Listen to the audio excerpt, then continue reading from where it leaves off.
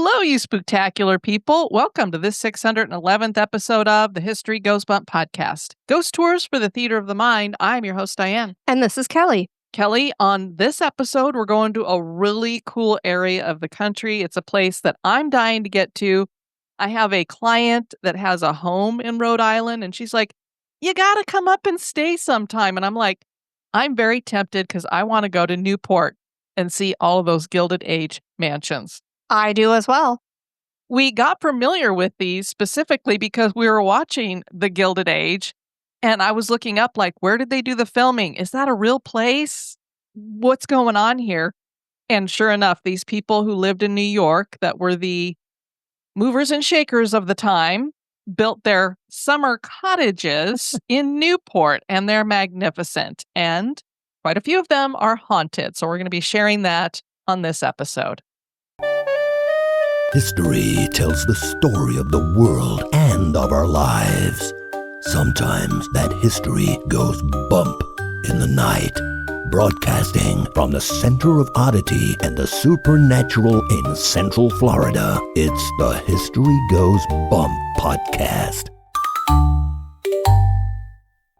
Before we get into that, we want to welcome into the Spooktacular crew Jane, Stacy, Jerry, William, and Nicholas, who spells his name Nikolaus. Love that. Thank you so much for joining our Facebook group. And now, this month in history.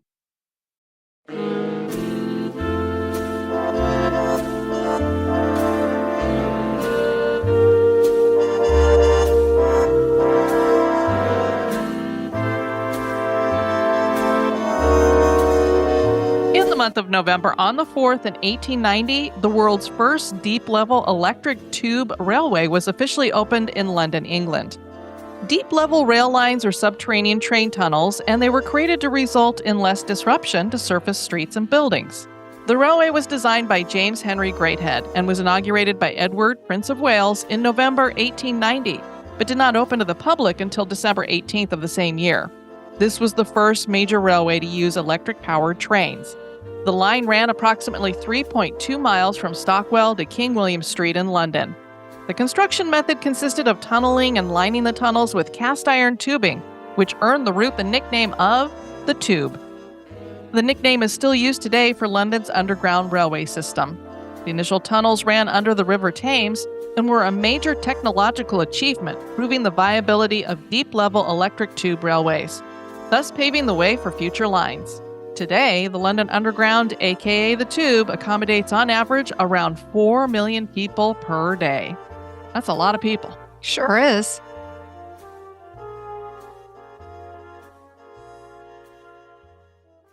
Belleview Avenue was the Millionaire's row of Newport. The avenue was lined with Gilded Age summer cottages built by wealthy industrialists. Those cottages were actually palatial estates, and many of them still stand today and are run as museums or are privately owned. Several of them are haunted. These include Belcourt Castle, Seaview Terrace, The Breakers, and Rough Point. Join us as we explore the history and haunts of these summer cottages to the rich and famous in Newport, Rhode Island.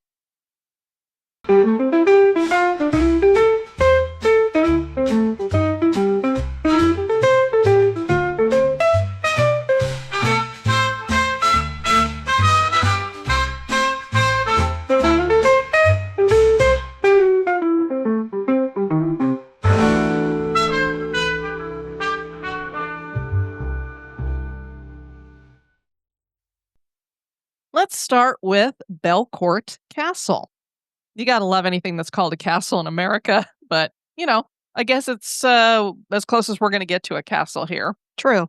Newport is thought to have become a summer playground to the wealthy because of its proximity to New York City, views of the Atlantic Ocean, and mild climate. Mild according to who? Because I'm sure it still gets kind of chilly there. Diane would need a parka in the summertime. Oliver Belmont was an interesting character. Belmont was born in New York City in 1858 to August Belmont, who was an agent for the Rothschilds family, and he built great wealth. And who wouldn't if you're connected to the Rothschilds, who pretty much owned everything back then, and I don't know, still might own a lot of stuff today. August was so prominent that the famous Belmont Stakes, which is the oldest horse race in the Triple Crown, was named for him. I had no idea. I didn't either. Oliver attended the United States Naval Academy and served for a year as a midshipman before joining his father's banking firm. He became the publisher of the weekly paper, Verdict. Oliver served as a representative in Congress for New York's 13th District from 1901 to 1903. August died in 1890, leaving his vast fortune to Oliver, who was still a bachelor at the time. He decided to use some of that inheritance to build a massive summer home in Newport. And obviously, this wasn't because he had a large family. He's a bachelor. And as to why he chose Newport, it must have been because this is just what the rich and famous did, because Oliver detested the nouveau riche, as they called them, who built what he felt were ostentatious homes in Newport. And he asked the architect to build his house facing away from all the others.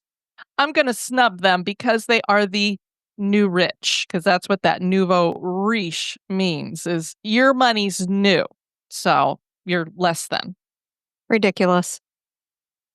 Now, perhaps his neighbors didn't really care for him either. This was a guy who proposed marriage to a debutante named Sarah Swan Whiting. But his parents objected because he was too young, and they sent him off to Germany to learn the banking business, and hopefully he'll get that out of his system and whatever. While there, Oliver delved deeper into gambling, which he had taken up in America before getting to Germany. He also discovered absinthe and became a heavy drinker of it. I mean, this isn't like I got a hankering for whiskey. This is like heavy-duty stuff. His playboy lifestyle got so bad that his parents agreed to him marrying Sarah, which wouldn't be a good thing for her, obviously. But they're like, we got to get something to calm our son down, get him reined in. Yeah, go ahead and marry that girl. You're not too young for that now. And it's not like she was, not of the upper crust. So they didn't say, you're going with a common girl. So the couple married in 1882 in Newport, and they traveled to Paris for their honeymoon. Sarah's mother joined them for several weeks, and I think Sarah's aunts also joined them. So I think there were like 3 of the women that were along with them.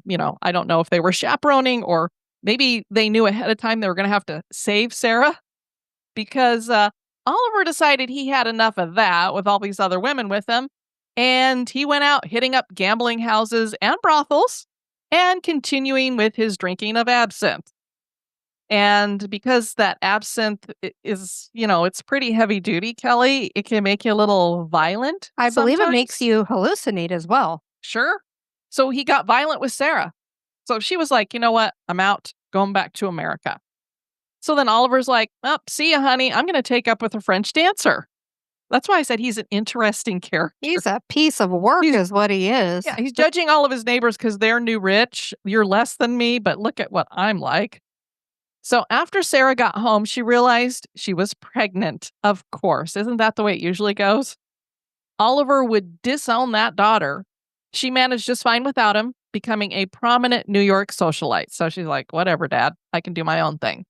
Belmont married Alva Vanderbilt in 1896. She was the ex-wife of a good friend of his. And she may have become that ex-wife because Oliver traveled with the Vanderbilts when they were married. So it's like he was like the third wheel, but maybe not really the third wheel. Maybe the husband was. And it's believed they probably were having an affair. Belmont died in 1908 after he got sepsis from an operation for appendicitis. Like I said, piece of work. Yeah, definite piece of work. Richard Morris Hunt was the architect of Oliver's gorgeous Victorian mansion, which he called Belcourt. Belmont really did most of the planning, and Hunt disagreed with much of the design, but he figured it was Belmont's money, so he did what Belmont wanted. One of these design elements was having stables and carriage areas on the first floor. Hey, let's move the horses into the house. Oliver wanted his prized horses in the mansion. Sure, that smelled lovely as a former horse owner. I like going to the barn, but I don't want them living in my house. Yeah, I don't want the barn in the house. No. Construction started in 1891 and was completed in 1894. Another quirk was building no kitchen because Oliver had his meals delivered from town. I mean, he's a bachelor. He doesn't need all that cooking in there. I mean, you would think he would at least have a staff. So what if they cooked for you? I don't know. This guy was a little weird. Several architectural designs were used, including French Renaissance, Gothic, and various German and Italian styles. The main house was a large 3-story block with 2-story wings coming off of it with a large central courtyard. The roof on the main house is mansard with oval copper dormers. And I'm thinking one of those wings was probably kind of where the stables were. So I don't believe like you went down the main staircase and there's the horse stables. But I mean, it still was like kind of incorporated in the house. It wasn't like, let's put the carriage house out there a little ways. The mansion had 60 rooms and covered 50,000 square feet. The interior had magnificent hallways to highlight Belmont's love of pageantry and horses. The first floor had a grand hall and foyer with stained glass windows decorated with the Belmont coat of arms and damask in blood red. Ooh. A grand staircase connected the lower grand hall to the upper grand hall, and most rooms were French in design and had elements of the Gothic. After Oliver's second wife passed in 1933, Belcourt went to Oliver's brother Perry Belmont. When World War II started, he emptied Belcourt out because he was afraid it would be damaged during the war, because I guess there were some bases that were nearby, and so he thought, Newport is on the chopping block for getting hit, so he wanted to take all the stuff out of there. So he removed a lot of the stuff, but it also gave him an excuse to sell off most of Alva's belongings because he didn't care for his sister-in-law at all. So he was like, she's dead, get rid of her stuff. Okay. Perry sold Belcourt to a man named George Waterman in 1940. Waterman planned to open the house as an antique auto museum, but zoning wouldn't allow that. So he sold it to Edward Dunn after he'd spent a bunch of money restoring the mansion to its original look. So that kind of sucks. He's like, okay, I've bought it. I'm going to make it into this car museum. Let's restore it. He does all of that. And then they're like, yeah, we're not going to give you the business license for that. And I don't know what the difference is between having it as a car museum or just a regular museum, but they just wouldn't let them do that. Dunn owned it for 11 years and never lived in the house. He rented out the stables to the military so they could repair equipment. Lewis and Elaine Lorillard bought the mansion in 1954, and they used it as a seat for the Newport Jazz Festival. But the neighbors protested a continued use in this way. It's a little noisy. And the property was sold to the Tinney family in 1956. What they bought was a rundown and abandoned house for the most part. The Tinneys poured their hearts into bringing the mansion back to life. They changed the name to Belcourt Castle and restored it, filling it with their own antiques and reproductions that they had made. The banquet hall featured a chandelier done in an imperial Russian style with 13,000 rock crystal prisms and 105 lights. It's gorgeous. The rose marble mosaic floors in the hall were refurbished as well. The family installed a tracker organ in the organ loft and raised the roof of the loft to accommodate that. And they converted a reception room into a chapel with German Renaissance stained glass. They added taller entrance gates and sculptures of terracotta, marble, stone, and bronze. The mansion was opened as a museum, and visitors marveled over the English-style library, Empire-style dining room, French Gothic ballroom, and antiques and furnishings from 33 European and Asian countries. A Tinney family member lived in part of the mansion as a private residence, and when Harley Tinney lived there, she hosted the tours.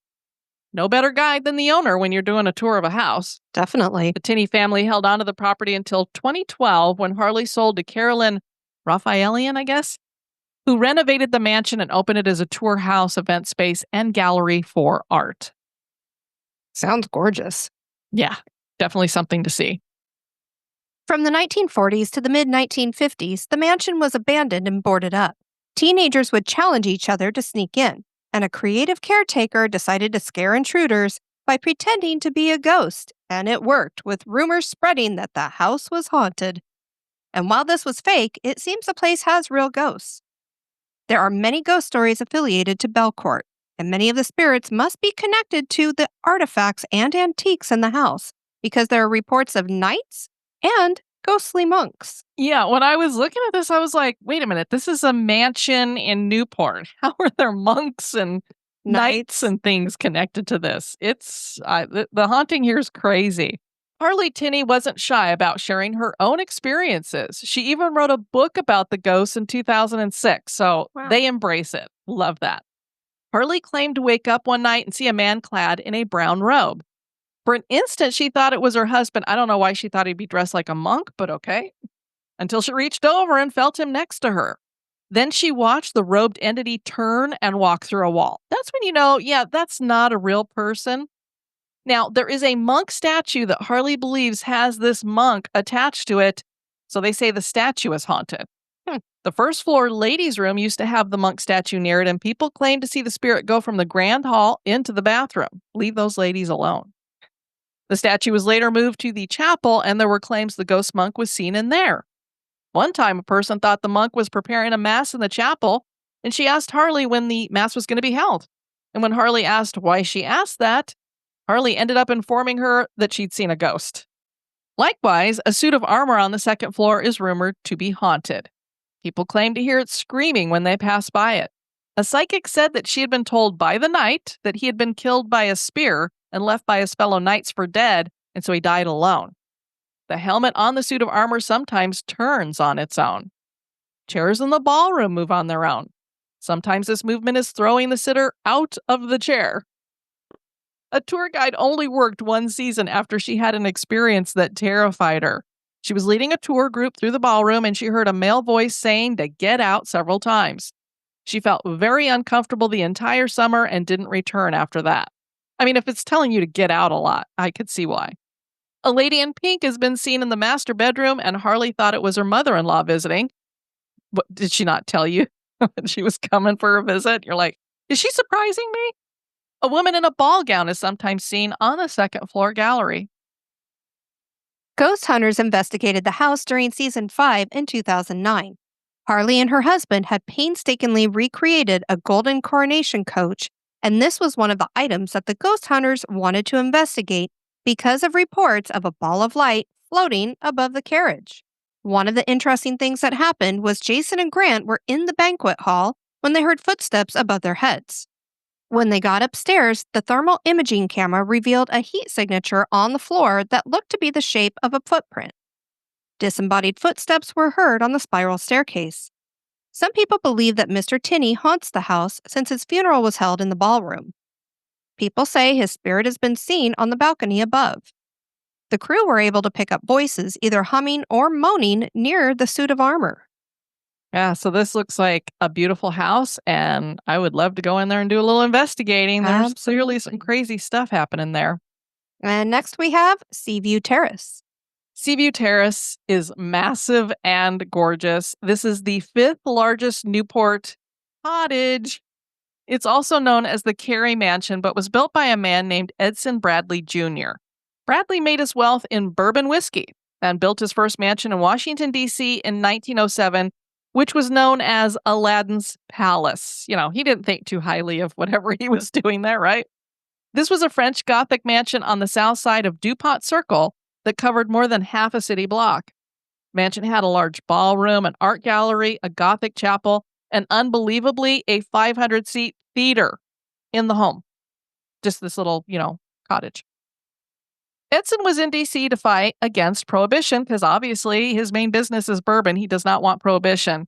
He decided in the 1920s that he would like to move to Newport, but he loved his mansion. What is a rich man to do, Kelly, when you love your home, but you want to go move somewhere else? Take it apart and put it back together again after moving it. So he decided to disassemble it, this huge, massive home, and move it with him.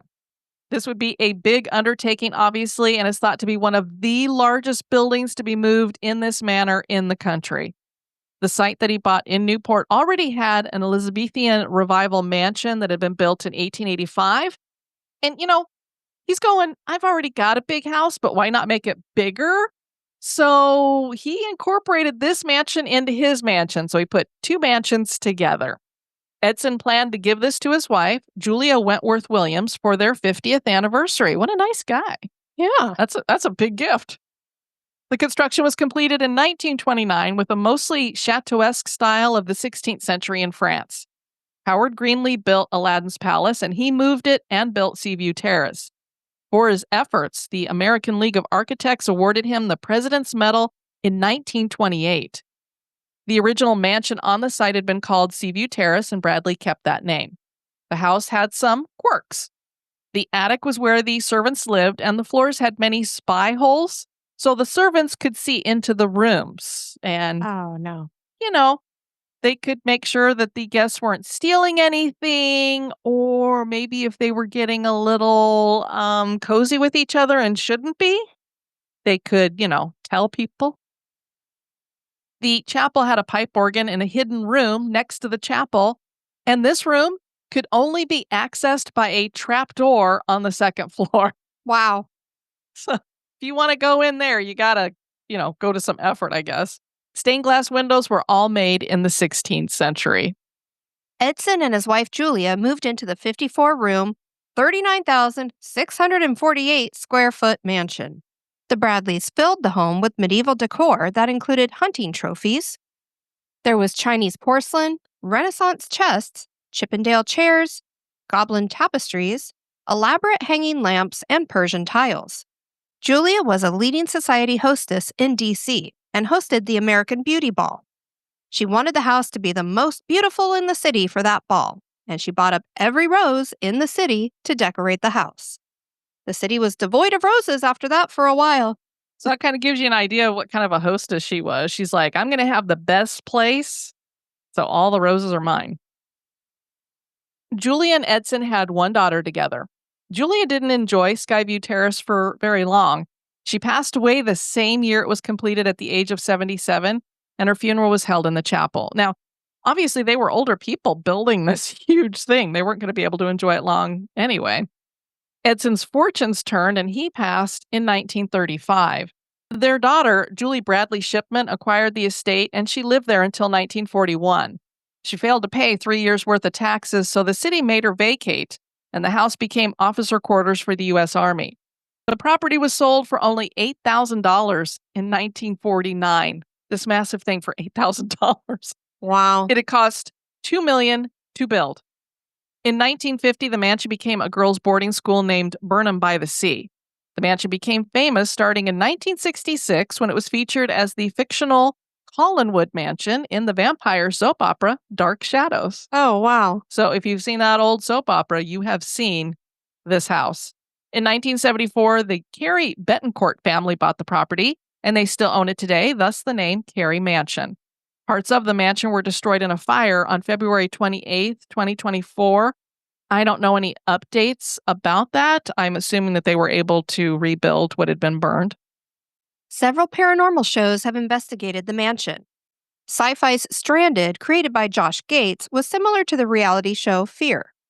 People were left at a haunted location for several days. They were there in 2013.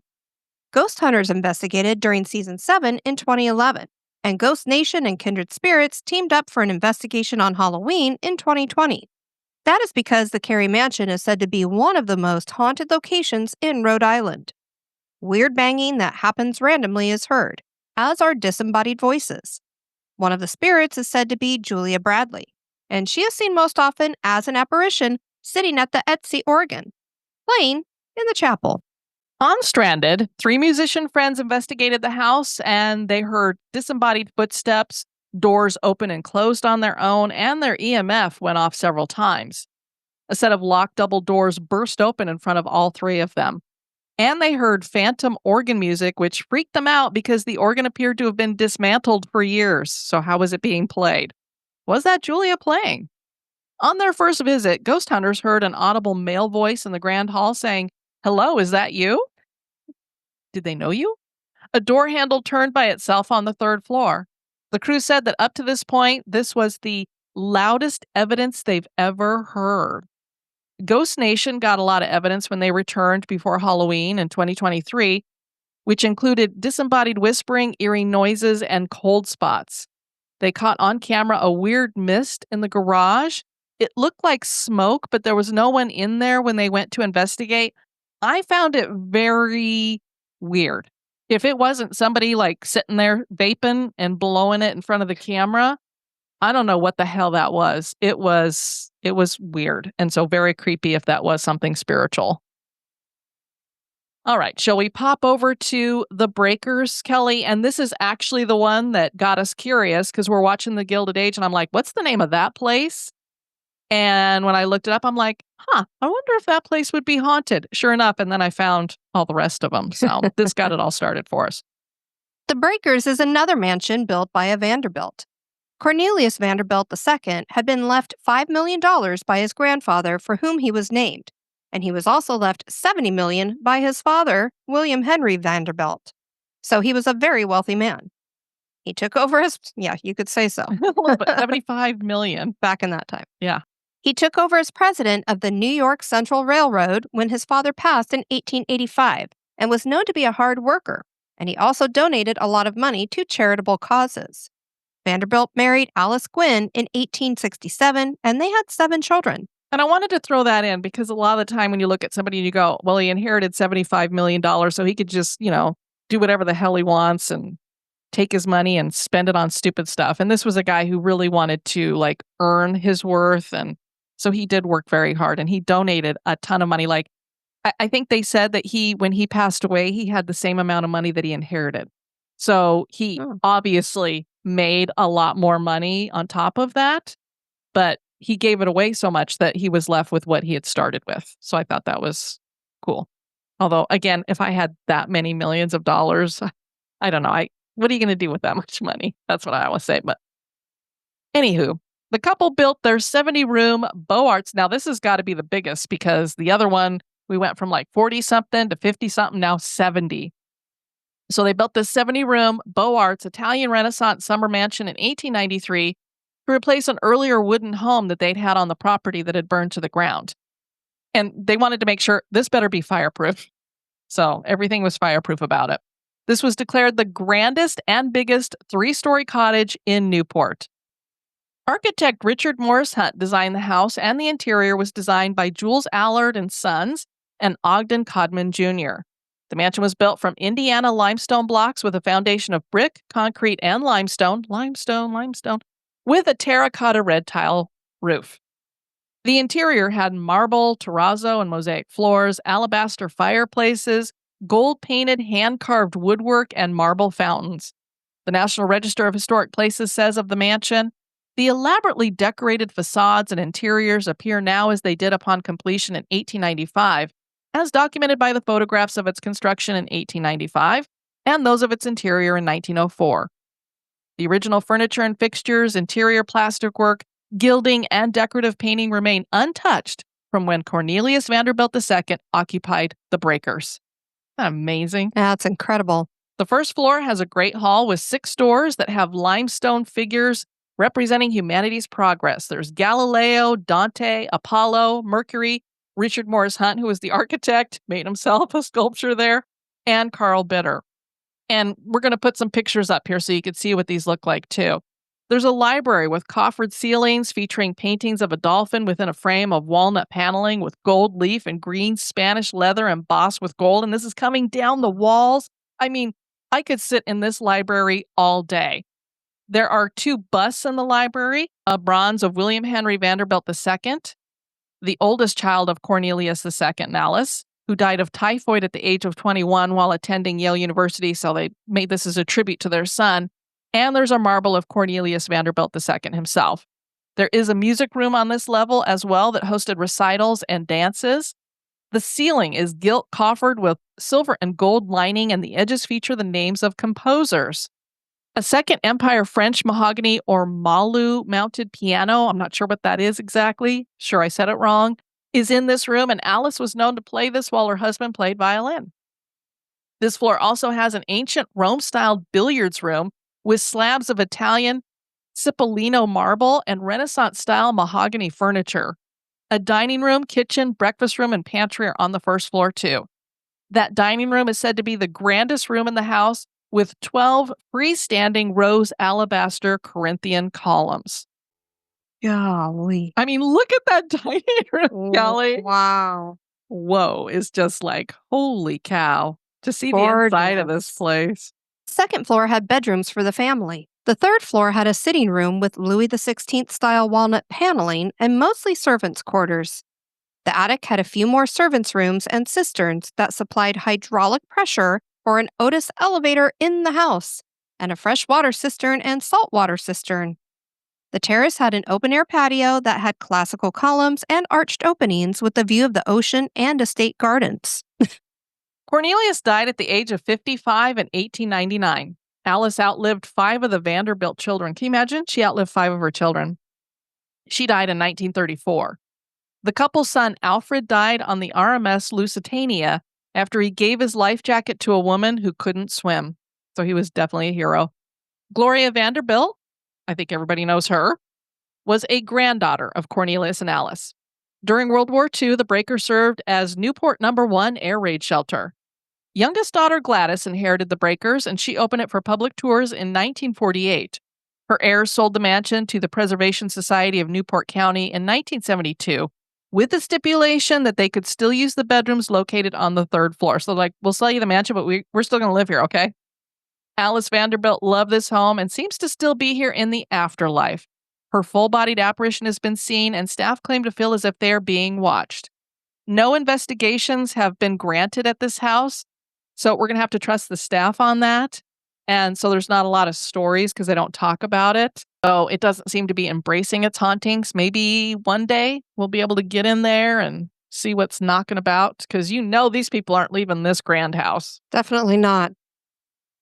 Finally, we have Rough Point, and this has an amazing story next to it because of I don't know. We'll get into talking about Doris Duke, but if I thought that other guy was a character, these two would have been peas in a pod because she was a character too, and this was her home for many years. Frederick William Vanderbilt had Rough Point built in 1887 by architectural firm Peabody and Stearns. This was in the English manorial style, and the house was constructed from red sandstone and granite. The location was in a beautiful spot overlooking the Atlantic Ocean, bordering the Cliff Walk. The Vanderbilts started renting the house in 1894. Tin plate King William Bateman Leeds, Sr. rented the house in 1904 and 1905 and then bought it in 1906. Leeds died in 1908, and his wife held on to the house until 1922 when she sold to James Buchanan Duke and his wife, Nanaling. Wow, can you imagine being known as the Tin Plate King? What do you do? And that Cliff Walk, Kelly, is one of the tourist attractions in Newport. If you're going to go see something, you want to see the Cliff Walk because you got the mansions on one side and the ocean on the other. It's very cool, I guess. Duke had made his money in electric power and tobacco, so I'm assuming that Duke Energy that's around today must be connected to this. I didn't look that up, but I'm assuming. Makes sense. Duke University is named for his father. The Dukes added 2 new wings to the house. They had a daughter, the infamous Doris Duke. Now, Doris is going to start off real early here with money because she was 12 when her dad passed in 1925 and he left his whole fortune and residences to her, leading her to becoming a billionaire and one of the richest women in America. And I know our listeners are going, wait, the wife is still alive at this time, right? Yes, he left the money to the kid, not to his wife. He left other things to her and that kind of thing. But yeah, so Doris is 12 and she's basically a billionaire. Her debutante ball was held at Rough Point in 1929, and this became her most prized property. And she had many, many properties, but this was number 1 for her. For a time in the 1950s, she emptied Rough Point out completely and lived in New York City, but she returned in 1958 and refurnished the house. I don't know why she left for a little while and then decided to come back. Someone who helped her with the redecorating was interior designer Eduardo Torella, who became her good friend and close confidant. Torella would come to his end at the hands of Doris. We'll talk about that in just a moment. So, as I said, Doris was an interesting woman. She used her vast fortune to buy lots of things, but she also was very philanthropic, so she did give a lot of money away. She had a wide array of interests. Kelly, brace yourself. So, Doris studied singing under composer, soprano, and celebrated voice teacher Estelle Liebling. She learned to surf from the Duke himself in Hawaii, and I used to have a book that was written by him about surfing, and somewhere in my life, I've lost it along the way. But for those of you who are into surfing, the Duke is the man. So this is who she learned to surf from. She was the first non-Hawaiian woman to take up competitive surfing under surfing champion and Olympic swimmer Duke Kahanamoku. She worked in a canteen for sailors in Egypt during World War II. Doris also worked as a foreign correspondent for the International News Service in 1945. I mean, she's richer than rich. She doesn't have to do any of this. After the war, she wrote for Harper's Bazaar in Paris. She could speak French fluently. Duke also loved animals and even owned a couple of camels who would live at Rough Point. But she was also described as vindictive and possessive. She once stabbed a lover during a fight. So she's got a really bad temper. Those two personality flaws may have led to the death of Eduardo Torella. Torella had been an actor and advised on films, and he was a Renaissance man and war hero. He was gay and quite skilled at interior decorating. Doris had hired him as the artistic curator and designer for her several homes. Ed had worked for her for 10 years, and in 1966 he was ready to move full-time to the West Coast and dive deeper into his Hollywood career. He would have to sever his professional ties with Doris to do this, and he knew she wouldn't be happy. Surely he had not only heard about her famous anger, but probably witnessed it firsthand. I'm sure he got yelled at a few times if you're doing the decorating for her and stuff and she didn't like something. All right, so here's what happened. On October 6th, he flew into Newport and Doris picked him up at the airport. Again, this is a woman who's richer than rich and she's the one getting him at the airport, not some chauffeur taking her or whatever. The next day, Ed told Doris the news and they fought as reported by Rough Point staff. Things calmed down and the two got into Duke's station wagon to head to an appointment with Ed driving. When they got to the gates of the estate, Ed got out of the car to unlock the chain and open the gates. Doris, for some reason, we don't know why, jumped into the driver's seat, released the brake, shifted to drive, and hit the accelerator without the gates even being open yet. The 2-ton vehicle hit Torella, burst through the gates, crossed the street, smashing through a fence, and crashed into a tree. Ed was left crushed under the rear axle, dead. Hopefully it was immediate. Doris was taken to the local hospital with minor injuries. Police questioned her and held no inquest. And they weren't able to question her until at least the next day because the hospital was shielding her. Nobody can see her, leave her alone, even though she had minor injuries. Within 96 hours, they ruled the incident a terrible accident and Duke would never face consequences for what nearly everybody believes was a murder. Some people believe there was a quid pro quo here because Doris donated a massive amount of money to Newport to refurbish 84 colonial-era homes. Several of the police were rewarded as well. The police chief retired shortly after the crash and bought a couple of condos in Florida. And the investigator that questioned Duke got a promotion over the other detectives to police chief. Yeah, it doesn't look like a quid pro quo at all. Doris died in 1993, and Rough Point has remained much as it was when she lived there. The house was tied up in litigation for a few years and eventually opened as a museum in 2000. The Newport Restoration Foundation that Duke set up to restore the mansions in Newport manages it today. And it would seem that Doris is still at her mansion, according to employees. The podcast Hometown Ghost Story shared an employee's experience at Rough Point in 2020. Shirley ran through in her head everything she was supposed to do before leaving for the night. She cursed herself for not taking notes when Mrs. Clark explained to her earlier in the day, what she was supposed to do. It was her first night closing up shop at the Rough Point mansion and she made mental notes rather than writing everything down. She said out loud, "I think I just shut off all the lights and lock up." The echo of her voice bounced around the immense foyer, sending a chill down her spine. The building gave her the creeps during the day, never mind alone at night. Shirley always chuckled to herself about how picky Mrs. Clark was about how things should be left, like chairs pushed in but not touching the table. And Mrs. Clark said the employees always had to say goodnight to Doris. Shirley forgot to do that. She grabbed her car keys out of her pocketbook and got the feeling that something was watching her. Looking back at the house, she thought she saw a woman in the window. She put on her glasses to see better, but dropped them in the dirt and bent down to get them. When she looked back up at the house, the figure was gone. Shirley went back to the house, unlocked the door, and hollered inside, "Good night, Doris." As she closed the door again, she heard what she thought was the faint voice of Doris Duke singing her favorite song from the room with the window where she saw the woman. So Doris was like looking out going, who is this upstart that didn't say goodnight to me? And then in the process of finding stuff on Doris Duke, I came across this story on Reddit about another mansion that Doris had owned that is now demolished, Duke Estates in Hillsborough, New Jersey. This person wrote, before this was removed, me and my father had one of the scariest encounters in our life here. Back in the late aughts, me and my father went to the estate for a Boy Scout outing. After everything was over, my father, my friend's father, and I decided to walk around for a little bit. We stumbled upon the closed-down mansion and decided to sneak past the gates to have a look around. After we got past those gates, I started to get a really weird, anxious feeling, but just brushed it off. My friend and his father ran somewhere, and my dad and I were at the side of the house. We both instantly froze up, and we got this absolute dread and fear coursing through our bodies. I'm in absolute tears, but we can't move. My dad recounts that he heard a voice screaming, "Leave now." But he replied, "I'm a follower of Jesus Christ and God. You can't hurt us." The feeling then slowly subsided, and we could move. We got out of there quickly and didn't talk about it for about a decade. When I brought this up a few years ago, he was surprised I even remembered. Why would he be surprised? I would remember that. We talked it over and we both remember the same exact events and how it played out.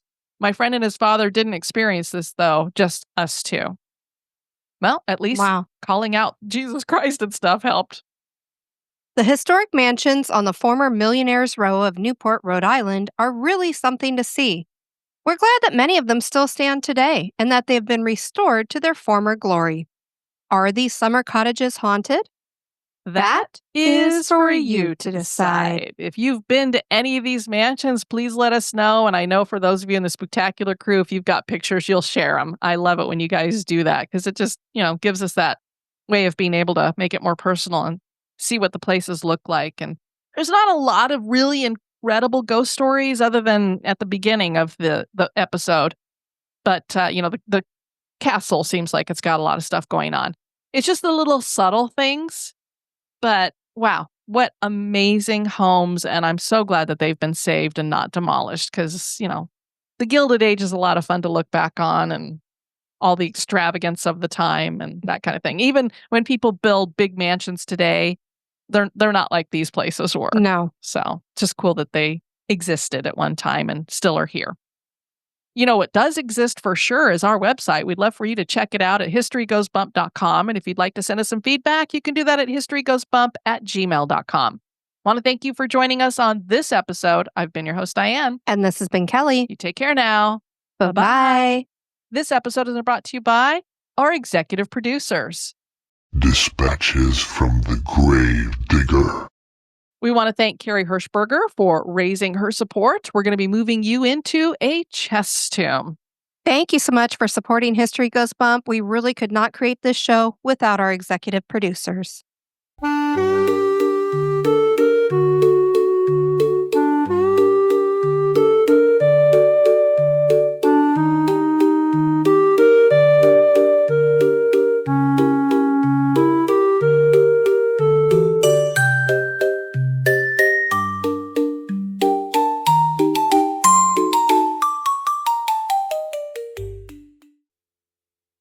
Here we go. August was so prominent that the famous Belmont Stakes, which is the oldest horse race in the Triple Count. It's a Triple Count.